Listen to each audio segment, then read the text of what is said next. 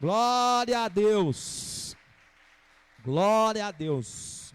Você pode dar um glória a Deus? Glória a Deus. Amém? Aleluia.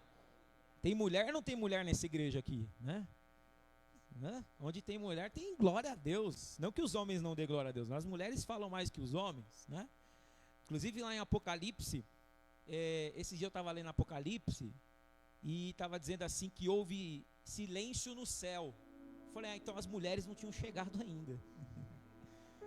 30 minutos, meia hora de silêncio no céu. As mulheres falam mesmo, né? Mas é uma bênção. O que seria de nós sem as mulheres? Ou não é verdade? São as nossas ajudadoras, né? E aqui estou diante dela, me fulminando com seus olhos pretos. Hoje nós vamos falar sobre o poder do resgate.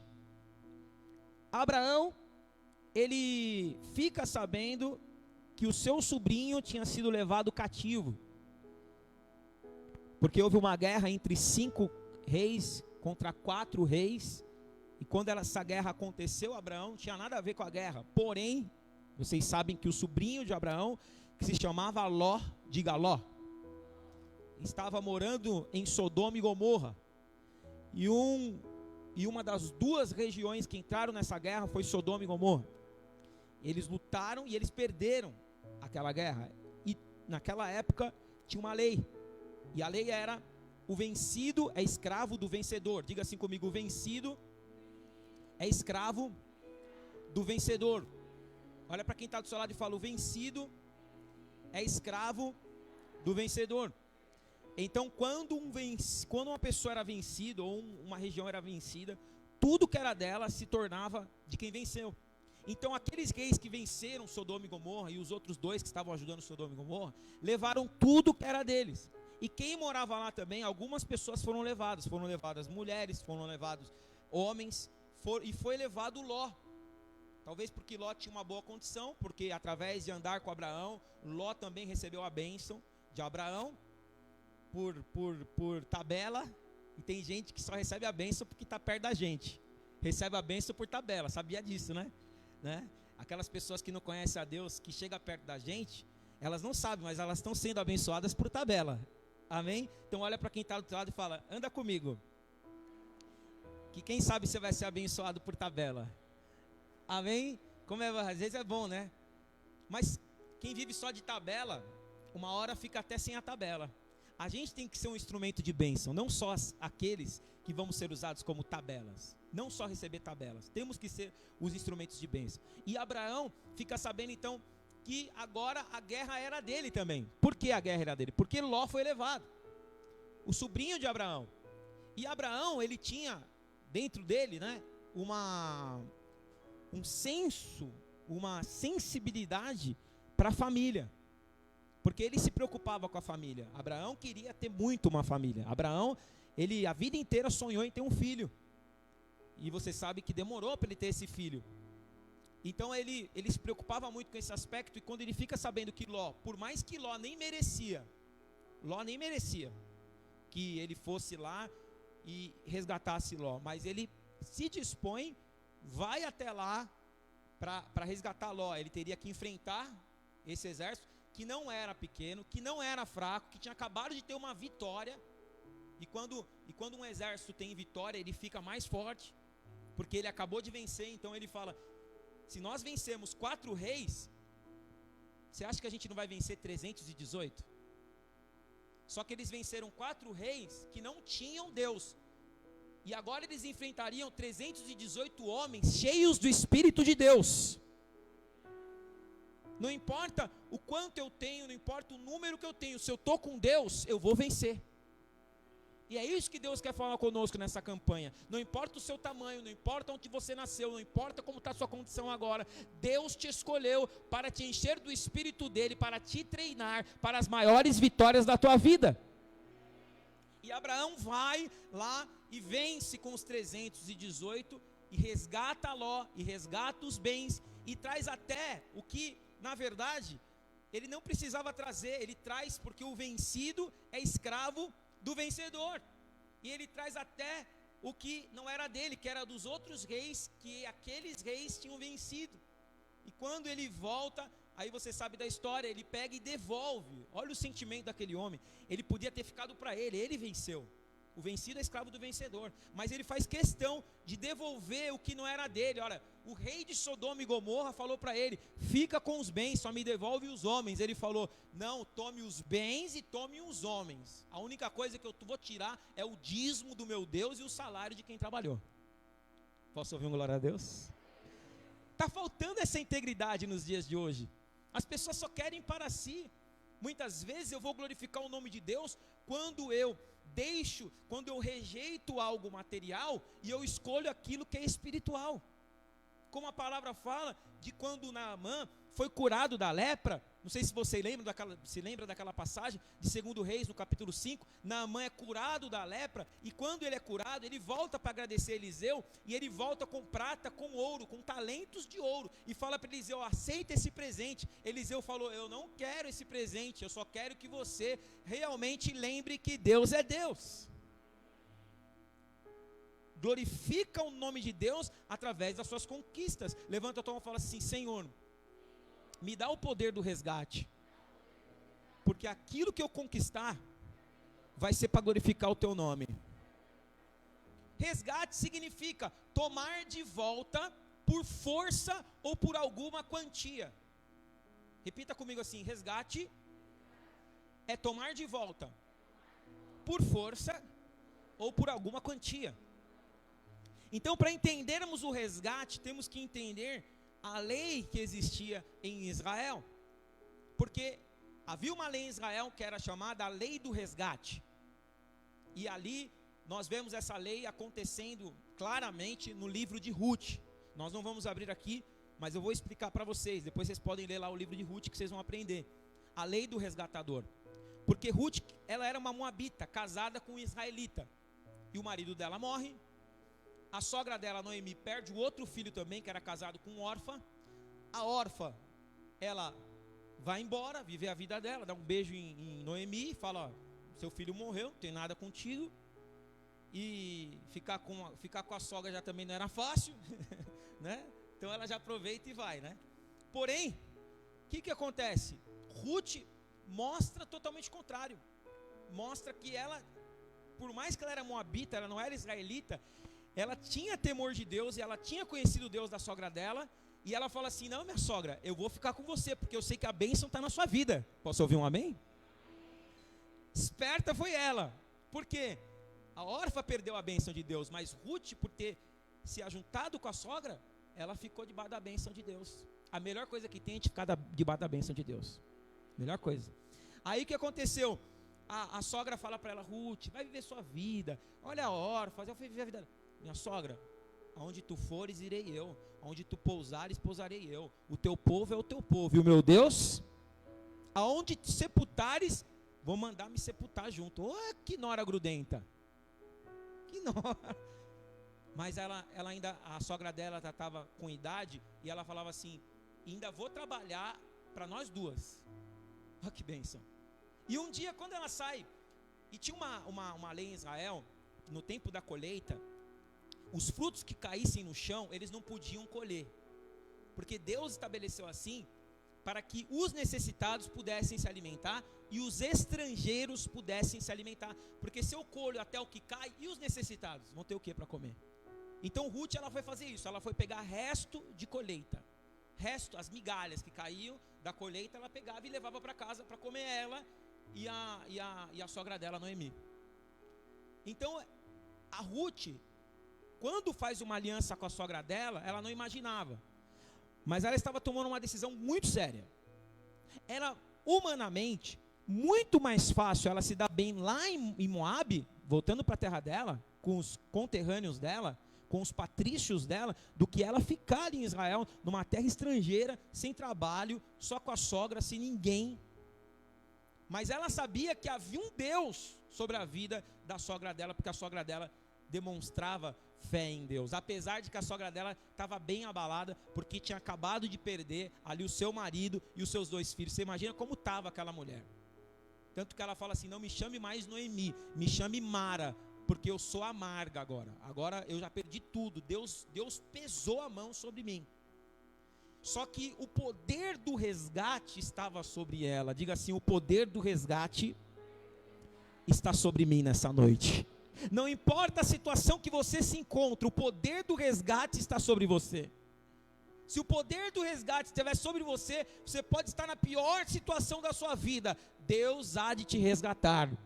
E a palavra fala que Ruth um dia foi sair, como todos os dias saía, para colher o resto das espigas. E quem apareceu? O dono da colheita. Diga, o dono da colheita. E como era o nome dele? Boaz. E o nome Boaz no hebraico significa rapidez. Sabe o que eu entendo com isso? Que Deus tem um resgate rápido para as nossas vidas. Deus tem um resgate de emergência para a tua vida. Deus te trouxe aqui e Deus está falando comigo. O que Ele tem para fazer nessa igreja, Ele vai fazer e vai fazer rápido. E aí, simplesmente, Ruth, um dia, quando ela foi para colher aquelas espigas, ela encontra com Boaz. Boaz olha para ela, se apaixona por ela e ele deseja. Não era fácil assim de se relacionar com uma estrangeira. Ele teria que pagar um preço por isso, porque ele tinha que resgatar ela. E aí a palavra fala que havia uma lei para o resgate. E quatro itens ele tinha que ter. Primeiro, ele tinha que ser um parente próximo. Primeira lei do resgate, ele tinha que ser um parente próximo. Diga, parente próximo. Ele era um parente próximo, por coincidência, ele era um parente do marido de Noemi, de Elimeleque. E segundo, ele tinha que ter condições de resgatar. Não bastava só querer resgatar, ele tinha que ter condições. E ele era o dono da colheita. Ele tinha ou não tinha condições? Tinha. Terceiro, ele não poderia precisar de resgate. E ele não precisava, porque ele era um israelita. E quarto, ele tinha que querer resgatar. E ele, óbvio, se apaixonou por Ruth e ele queria resgatar. Então ele cumpriu com tudo que era necessário para resgatar Ruth. Só que tinha um detalhe: tinha um parente, era mais próximo do que ele, do Elimeleque. E esse parente, para que ele pudesse resgatar, esse parente tinha que desistir. E aí, a palavra fala que ele se encontra com esse parente e pergunta: você vai querer resgatar a Moabita? E por dentro ele estava orando. Sabe aquela situação difícil que você está passando e que você fala assim: pastor, eu vou, mas por dentro eu vou estar orando. Ora por mim também. As situações que você enfrenta, às vezes no seu dia a dia, que você fala: pastor, humanamente é impossível, mas eu creio no poder de Deus. Apareceu uma oportunidade, você acha que o cara não ia querer? De ter mais uma mulher, de ter mais uma escrava? Mas quando Deus tem um plano, Deus faz chegar a tua vez. Quando Deus tem um plano, Ele faz com que tudo dê certo para que aconteça o milagre que Ele tem para fazer na sua vida. E simplesmente aquele parente mais próximo falou: não, eu não quero. Se quiser comprar ela, compra. Não viu, não brilhou para ele. Porque o que Deus tem para nós não vai brilhar para o ímpio. Deus vai permitir que brilhe só para nós. Eu profetizo em nome de Jesus que tem coisas, que tem gente que vai passar do lado e não vai ver o valor, mas Deus vai mostrar para você e vai cair nas mãos certas e vai ser bênção na sua vida em nome de Jesus. Aí ele não quis, aí Boaz falou: glória a Deus. Sabe quando você dá um glória a Deus, não podia demonstrar muito, né? Porque até que na época não tinha assinatura, era jurar com o sapato, tirar o sapato, grudar um sapato no outro e selar o acordo. Então por dentro ele, yes. E eu profetizo em nome de Jesus que tem coisas na sua vida, calma. Não sai contando para todo mundo, não. Não sai chegando: ai, você viu, meu marido está começando a ser transformado. Não fala, mulher. Deus está fazendo a obra, né? Porque quando você começa a falar, externar, o diabo vai querer atrapalhar. Mas se você espera a hora certa, aí quando você der o testemunho, ele já está transformado. Quando você der o testemunho, aí você já foi tão longe que o diabo não te alcança mais. E quando ele jurou com o sapato, aí Boaz falou: ah, Ruth é minha. E ele resgata a Ruth. E sabe o que é mais maravilhoso? Pergunta assim para mim: o que, pastor? Que nós também temos na nossa vida um Boaz. Pergunta para mim: qual, pastor? o nosso Boaz, ele tinha que ser um parente próximo, e é por isso que Jesus se tornou carne como nós, para ficar bem próximo da gente. O nosso Boaz, ele tinha que ter condições de pagar o preço por nós, e é por isso que o sangue dele foi derramado, porque ouro e prata não comprava os nossos pecados. O nosso Boaz, ele não poderia precisar de resgate, e é por isso que o nosso Senhor não cometeu um pecado, e o nosso Boaz tinha que, por final, querer nos resgatar. E a Bíblia fala em João 3,16, que quando o Pai disse assim: preciso enviar alguém para salvar a humanidade, Jesus, ele, claro, não foi obrigado, ele levantou a mão e falou: Pai, eu quero.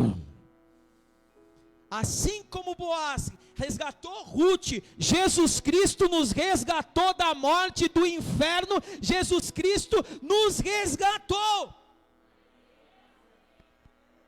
Boaz quis resgatar Ruth para quê? Pergunta para mim, para quê, pastor?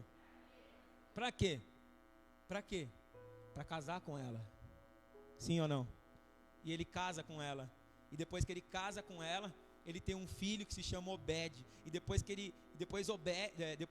Obed tem um filho que se chama Jessé. E depois Jessé tem um filho que se chama Davi. E da raiz de Davi veio Jesus Cristo. Espera aí. E a grande bênção é que Jesus Cristo não nos resgatou para que fôssemos escravos. Jesus Cristo nos resgatou da mesma condição de Boaz. Ele nos resgatou porque Ele pensa em casar com a gente. E é por isso que nós somos chamados a noiva de Cristo. Porque as bodas do Cordeiro já estão sendo preparadas pelos anjos lá no céu.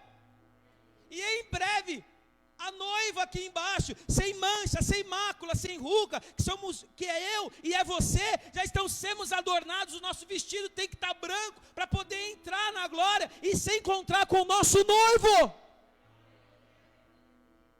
Por isso que as outras coisas se tornam tão pequenas, perto desse grande evento que já aconteceu, e aquele que ainda vai acontecer. Por isso que você não pode se sentir abandonada, por isso que você não pode se sentir de lado, por isso que o teu pai pode até te desprezar, porque a Bíblia fala, pode até o teu pai e a tua mãe te abandonar, o teu Deus não te desamparará. Você é resgatado e resgatada do Senhor. Se sinta por todos os dias da tua vida amado, porque se ninguém te amar, você tem um resgatador que te amou, e Ele está ansiando pela tua vida. Ele anseia pela tua vida. Você só está aqui, queridos. Eu falo para vocês, por que Deus foi me tirar lá de Osasco para abrir uma igreja aqui? Porque foi um lugar estratégico para alcançar todos vocês. Para eu cuidar para Ele da noiva, porque eu também sou noiva. Para eu preparar para o Cordeiro a noiva dele. Eu preguei esses dias aqui sobre o Cordeiro, né? O nosso Cordeiro que foi imolado de uma vez por todas, para que os sacrifícios não precisassem mais ser feitos, e agora o poder do resgate está sobre você. Diga assim: o poder do resgate está sobre mim. Fala mais uma vez, se você não acreditou, fala: o poder do resgate está sobre mim. O poder do resgate está sobre a igreja. E é por isso que a igreja nesse século, a igreja tem resgatado muitas coisas que o diabo tinha roubado. E a palavra fala em Provérbios capítulo 6, abra lá a sua Bíblia, para não ficar nas minhas palavras, abra lá, Provérbios capítulo 6, verso 31, Provérbios capítulo 6, verso 31, aleluia, oh meu Deus, que maravilha, obrigado Senhor, por aquilo que o Senhor tem feito e falado, Jesus. Eu sei que essa palavra vem de ti. Provérbios 6:31. Achou? Vamos ler o 30 e depois o 31. Não é certo que se despreza o ladrão quando furta para saciar-se tendo fome? Leia o 31 agora. Pois este, quando encontrado, pagará 7 vezes tanto e entregará todos os bens da sua casa. O que o Senhor está falando? Que o ladrão, ele rouba Mas quando vem o poder do resgate, quando nós o encontramos, nós trazemos de volta não só o que ele roubou, mas 7 vezes mais. E eu profetizo em nome de Jesus que tudo que o diabo te roubou, o Senhor vai te devolver 7 vezes mais. Você vai viver o melhor tempo da tua vida. As perdas que você teve, Deus está falando comigo, que você nem vai se lembrar, vai parecer que nem aconteceu, de tantas bênçãos que Deus vai te dar nesse tempo. Aleluia. A igreja nesse século, ela resgatou muitas coisas, porque o poder do resgate está sobre nós. Eu mandei um vídeo para a Jéssica esses dias, dos anos 90, quando pelas primeiras vezes foi levado bandas de rock para tocar na igreja. Inclusive eu postei uns TBTs meus aí, né, que eu tinha uma banda de rock também. Quantas vidas nós ganhamos para Jesus através do rock? Porque antigamente, da igreja que eu vim, falavam que o rock era o do diabo. Só que aí Deus falou, Salmo 150, todos os ritmos e todos os sonhos louvem ao Senhor. Os ritmos foram resgatados para Deus. Amém? Antigamente falava que o crente tinha que andar de sapato furado, tinha que ser sempre aquele que andava na subcondição, sempre o analfabeto, sempre aquele que não estudou, sempre aquele que estava, né, que servia. E que servia no sentido ruim, porque domingo eu vou pregar sobre servir, amém? Servir, Jesus Cristo falou que é bom, só que servir como escravo não. Jesus não nos chamou para sermos escravos, mas quantos anos a igreja, ela foi escrava da pobreza, foi escrava da miséria. Aliás, as pessoas criam dessa forma, quanto mais pobre nós fôssemos, mais poder de Deus nós tínhamos. E o Senhor Jesus, através da sua igreja hoje, mostra, em 2 Coríntios no capítulo 8 diz, que Ele se fez pobre, para que nós fôssemos ricos. E hoje nós temos na igreja profissionais bem-sucedidos, nós temos as pessoas que hoje têm até 2, 3 faculdades. Deus está levantando uma geração diferente, que resgatou a prosperidade. Glória a Deus, glória a Deus, glória a Deus, porque hoje nós somos como os Daniéis na Babilônia, aqueles que vão para a cova mas não morrem, aqueles que têm vestes de púrpura, porque eles são essenciais, como agora está na moda falar serviço essencial. Nós somos essenciais na sociedade hoje, porque quando chega um servo de Deus, o ímpio reconhece, na tua vida tem algo diferente, sim ou não?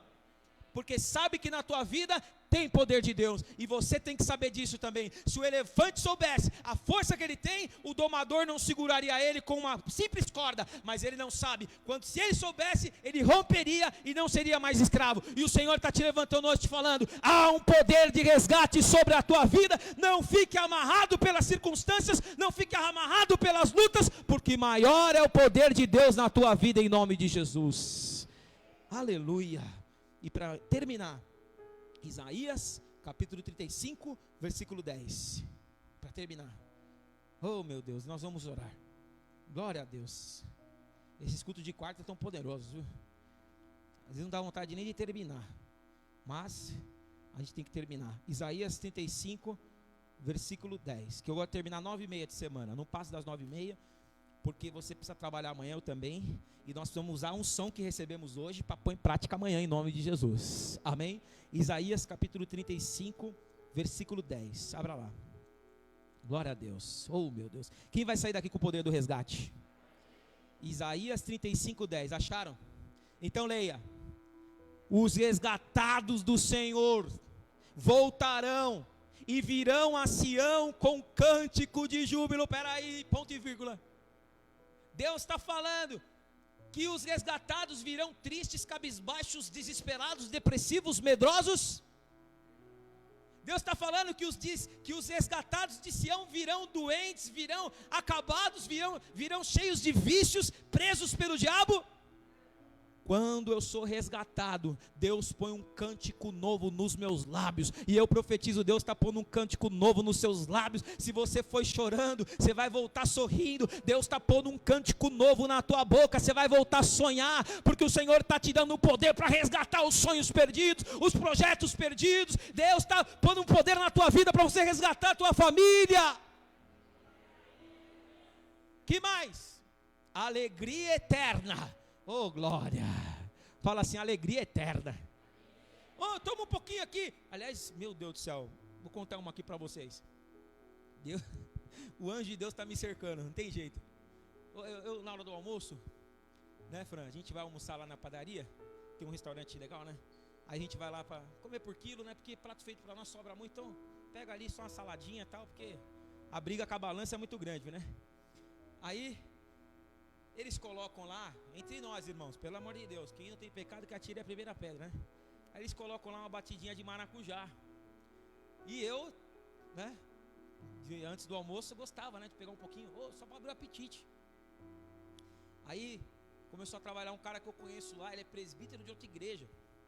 E ele, sabe onde ele fica agora? Ele fica na balança do peso. E ele tem um zoião que parece que ele está olhando só para mim. E a primeira coisa que quando ele me vê, ele fala: paz do Senhor, pastor. Aí agora, irmãos, quando eu chego lá, eu vejo a batidinha de maracujá, eu passo por ela, falo: oh Deus, o senhor não quer mesmo, né? Só um pouquinho. E passo direto, né? Falei. Aí chega lá na balança, ele fala: paz do Senhor, irmão, paz do Senhor, irmão. Que pena, vou orar para você trabalhar lá dentro da cozinha, né? Aí hoje eu peguei e falei: hoje tem uma estratégia. Cheguei, peguei, passei, vi que estava lá. Aí eu sentei na mesa, falei: antes de começar, quando a Fran chegar, eu vou falar para ela pegar para mim. Fran, ela sentou com o prato. Fran, pega um pouquinho lá da batidinha lá de maracujá, senão o homem vai me ver lá. Aí ela: mas ele sabe que eu tô com você. Nós andamos juntos, né? Eu falar: que igreja que é essa? Que ainda o pastor tem garçom para servir ele. Não tem jeito, irmão. Quando você é escolhido de Deus, Deus te cerca de todas as formas, Deus te cerca de todos os lados, para que você saiba que há uma responsabilidade sobre a tua vida, mesmo você não querendo, tem uma unção que você carrega na tua vida, e um poder para você resgatar. Amém? Em nome de Jesus. E ele termina dizendo: eterna alegria e gozo o alcançarão. O Senhor está falando: a alegria e o gozo te alcançarão.